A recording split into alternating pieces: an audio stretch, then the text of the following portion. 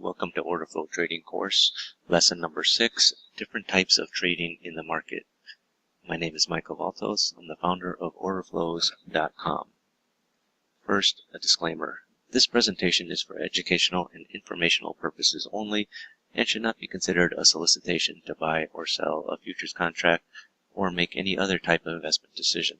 Futures trading contains substantial risk and is not for every investor.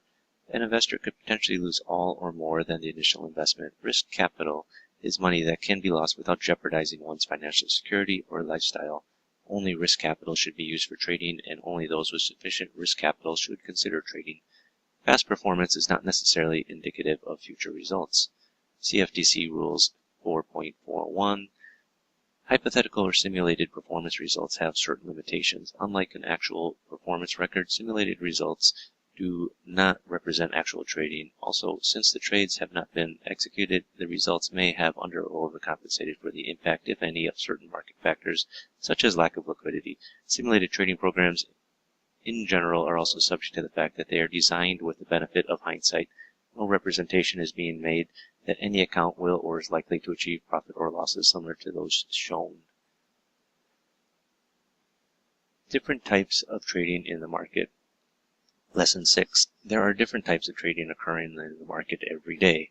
You have speculation, hedging, long-term trading, short-term trading, trend following, fundamental trading, technical trading, algorithmic trading, and much, much more. You could write a book on the different types of traders and tradings going on in the market. Does it matter? No. People have you believe, you got to follow, long-term trading is the way to go, short-term trading is the way to go, trend following is the way to go, fundamental trading is the way to go. There's really so many different ways to approach the market. You could read the book Market Wizards, and everybody in the book is a successful trader. Do they all trade the same? No, they all have different ways of trading. You could spend your life trying to analyze all the different ways of trading, or before you even start to trade. What you want to know is why the market is moving, when it's moving, and how to get in on the move. I mean, that's what trading profitably is about. Is getting in before the market moves and catching the move. Now, one of the things that people don't understand is before the market moves, there has to be a reason for the market to move.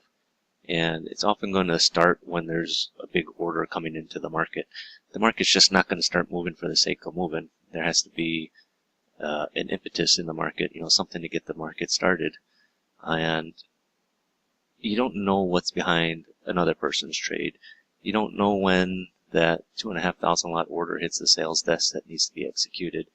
What you want to be is you want to be ready for, when that big order starts coming into the market, that you can react and trade against it. Now, what is important is seeing what the different types of traders are doing and did in the market to make your trading decisions around. You can't compete with the big institutional traders. You'll go broke. What you want to do is you want to see what they're doing, and ideally you'd like to be in the same direction. Honestly, you're trading, 5 lots, 10 lots, say even, 25 lots. And, you're going against a bank that's got a position of 2,500 lots that they're trying to accumulate. And, you're trying to go against them with a 25 lot order. You'll get run over. You'll get, eaten alive, so to speak. You don't know when the big order is going to be hitting the trading desk. To me, it's like sometimes, these banks, the traders are just sort of lying and waiting for the market to show signs of life, and, they'll pounce. I mean, the lion in Africa, he's just sitting there waiting for his opportunity. He's just patient, more than anything else. A professional trader, a successful trader, is patient. They're not action junkies. They don't like to just get in and get out, live for the action. They want to be around for a long time. They got families to feed. They can afford to be patient and, wait for the right opportunity. But, once an institutional trader starts to get into the market, they're going to leave behind evidence of their view of the direction of the market. You can see their volume that they trade. You can see it in the volume footprint chart. Like I said, they can't hide their trades once they're executed. They could try and hide the trade as it's happening. They're not going to show, 500 lot when they've got, 3,000 to buy. They'll show 25 at a time, but, the order will keep refreshing and it'll show up in the volume. Traded volume on the bids and offers provide the clues that the trader, regarding the intensity of the move in areas where they have backed off. So, if you have an area that's being defended by, a big trader, you're going to see it in the volume. They may not be showing the full size. If you're looking at the book, the bid offer, you may see, a size of 10 by, 10 on the bid, 50 on the offer, but the guy that's got 10 on the bid, may have 1,200 behind it. He's only showing 10. And you're thinking, there's only 10 on the bid, it's not that strong, but it actually is strong. But what you want to see is you want to see what the volume is at that price, how much is traded there, and determine if they're defending that area, or if they're done defending the area, say they got no more bullets. They may have lost interest already and given up and say, okay, I'll take my lumps and I'll come back again and reassess the market later. Now, this is something you hear a lot with order flows nowadays, is when a trader goes long in the market, he automatically becomes a seller in the future. Or when a trader goes short in the market, he becomes a buyer in the future. In general, yes, that's the case. For obviously for retail traders, yes. For some traders, no. They may very well buy with the intention of taking delivery or making delivery if they're short. It's not always the case that as soon as someone is long in the future, they'll be a seller. More often than not, yes. But it doesn't necessarily mean that they're going to be a seller, in the next 10 minutes. They may be a seller in the next 5 weeks, if that. It really depends on the price movement that affects the trader's decision once they're in a position. I'm referring to, short-term trader. If the market is moving against them, yeah, they're going to get out relatively quick because by definition they're a short-term trader. If it's a long-term trader, and they go long in the market and the market starts moving against them for a few days, they may not necessarily be looking to get out right away. They'll assess the market and then decide what to do. But for a short-term trader, if the market starts moving a couple points against them, they're already looking for a reason to close the trade and get out. The amount of fundamental information available to traders nowadays is overwhelming. There's no way a trader can see and process every bit of information that may influence, the price of a market. And there's really so much information out there nowadays. You could look at the weather, you could look at, the germination counts for the corn. Really pick any market. There's hundreds of factors that that go in to influence the market.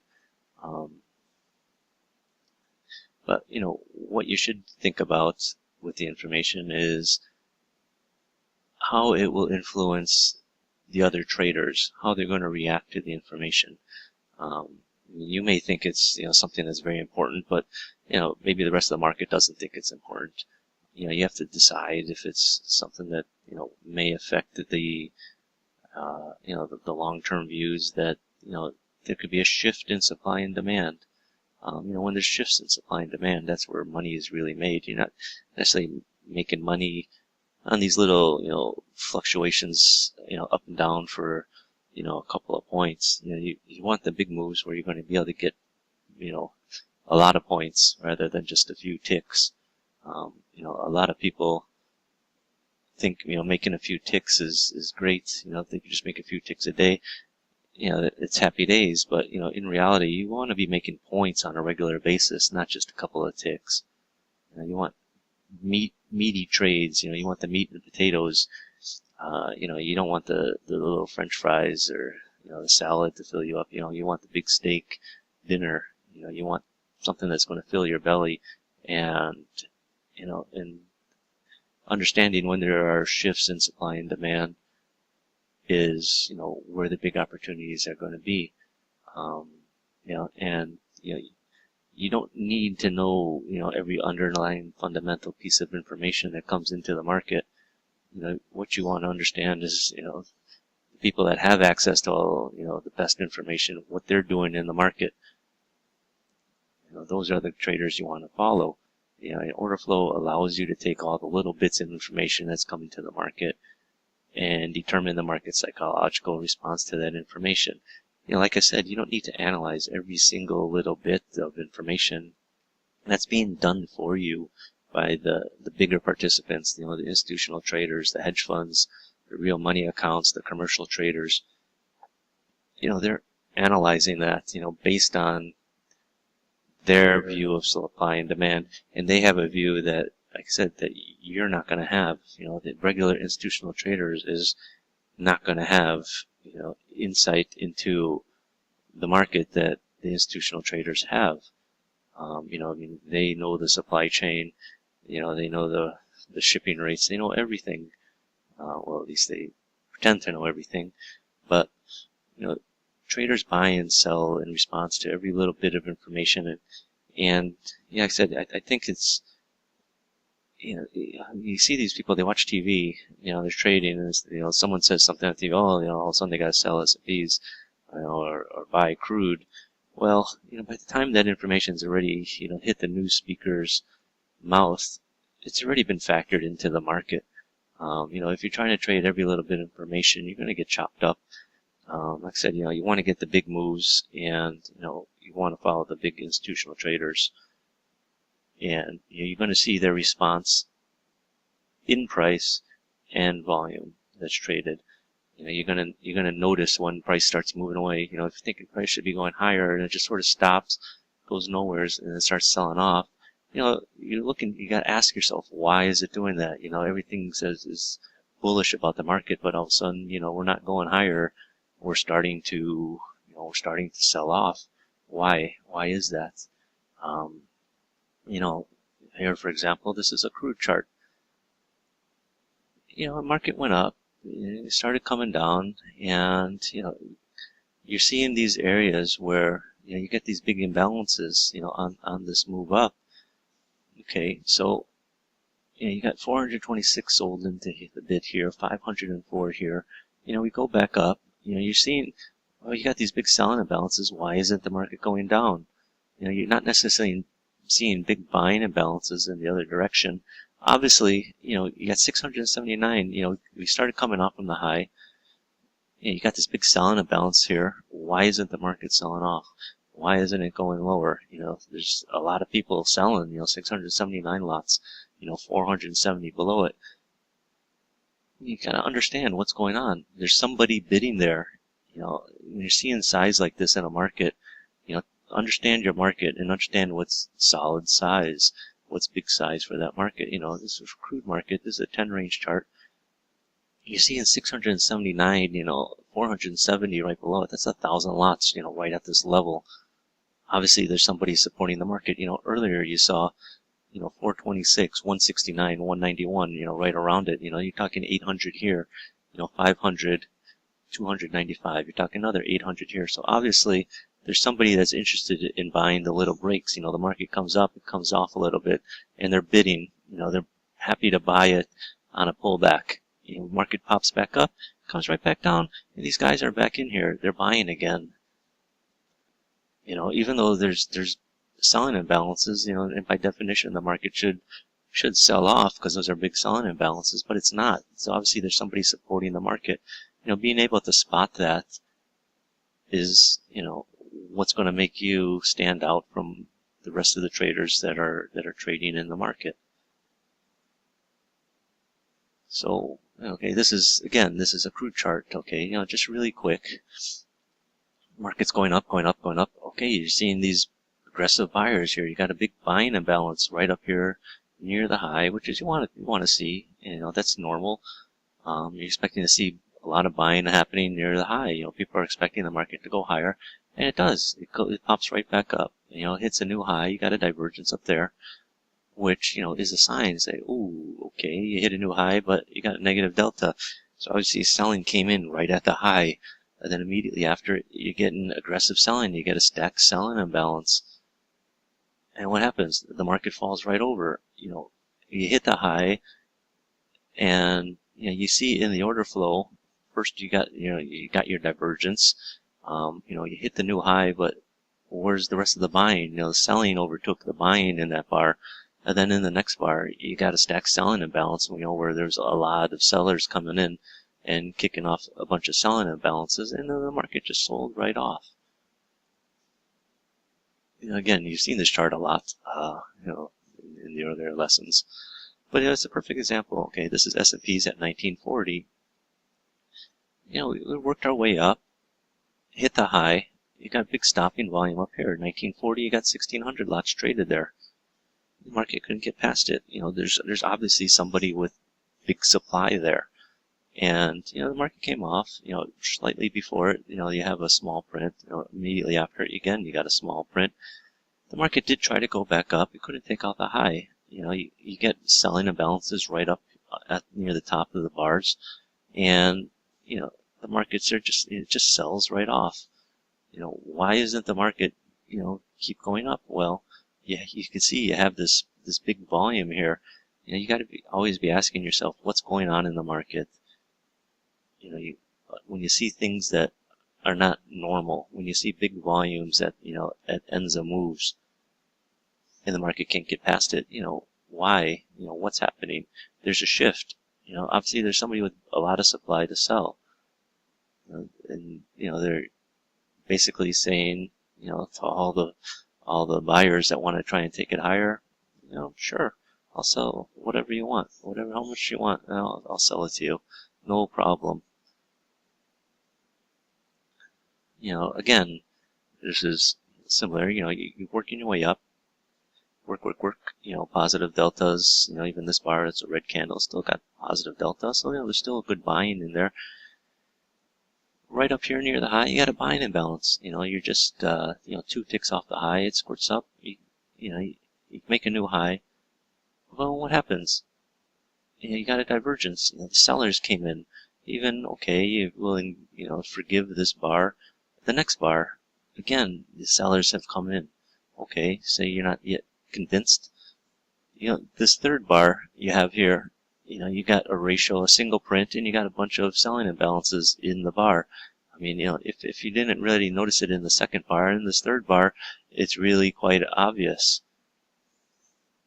So you have to ask yourself, why isn't the market going higher? You see this nice buying imbalance. Where is the follow through? It's not there, and all of a sudden you see the big shift in delta where the sellers are taking over. It's something that, order flows will really help you see. Sometimes it's very obvious, like in this case. Other times, it does take a little bit of work to understand it, but, over time, you'll understand it a lot clearer. So, this is a move, as it's happening, it's going straight up. And, understanding the order flow will help you catch moves like this. You see the point controls all starting, each one subsequently higher, acting as support for the previous bar. The deltas are all positive. You're seeing, single prints on the way up, which is, helping to indicate to you that there is, the market is starting to pull away. Earlier, the market was just sort of, in this area here, in a little bit of a range. But, now you're starting to see, heavy volume on the bid side, which is indicating that there's support in the market. Even though the market's going up, people are trying to sell into the bid to pull it back down, push it back down. You got 1,000 traded here, you got 765 here, 500, 400. and the market's moving up. It's moving up nicely, without much resistance. You're seeing, it's only a few hundred being traded on the offer on the way up. There's some size here. 826 is the biggest amount that's traded on the move up. Here you got 1200. It's the path of least resistance. The buyers are taking it up. And it's not on thin volume. It's decent volume. Each bar is 5,000, 3,000, 4,000, 3,000, 5,000. People are interested in moving the market. Somebody is buying it up, accumulating a position nicely. They're not necessarily overpowering the market and, just buying it up immediately. It's happening over a period of time. This is 1036 up to 1040. It's a 5 minutes, but it's a nice move from 1880 basically up to 1890. It's a nice gradual move. These are the types of moves that you want to catch. Okay, so, this is a E-mini chart. And, it come back up, come off a little bit, come back up. You often see that with, with just a normal trading day, where the market's just sort of bing, bing, bing, bing around. And, what you want to do is, you want to catch this move up. You're seeing on the move up, you're seeing some early buying imbalances. You don't necessarily see them later. Then you're starting to see the selling imbalances come in. A couple more buying imbalances as you push a little bit higher. Then the selling imbalances, you got 3 here, 1 here, 2 here, 3 here, 1 here. As the market moves back down, you're not seeing any more buying come in. To a lesser extent, after you hit this high, you got this bar here with, 3 selling imbalances, and a couple of selling imbalances either side of it. And, the market did come back up a little bit, took out the high of this bar. And, and slightly before it, you got a few buying imbalances. But what happens? It shifts, and then you're starting to see the selling imbalances come in on the way down, which is, what you want to see. Here, you thought it was going to happen a little bit early, but the buying came in. You could see that. So had you gotten short here, and you have to stop, here, you could just sort of see that, okay, maybe it's not happening right now. You could get out at a little bit of a scratch or a loss, but then again, when it starts to happen, it's literally around the same price, and you catch the move, from 1904 down to 1899 or lower. I mean, that's what order flows will tell you. They'll tell you the different types of trading that's happening in the market. When people are being, aggressive in the sense that they're overwhelming the other side of the market, and you tend to see that with the imbalances, as they're occurring.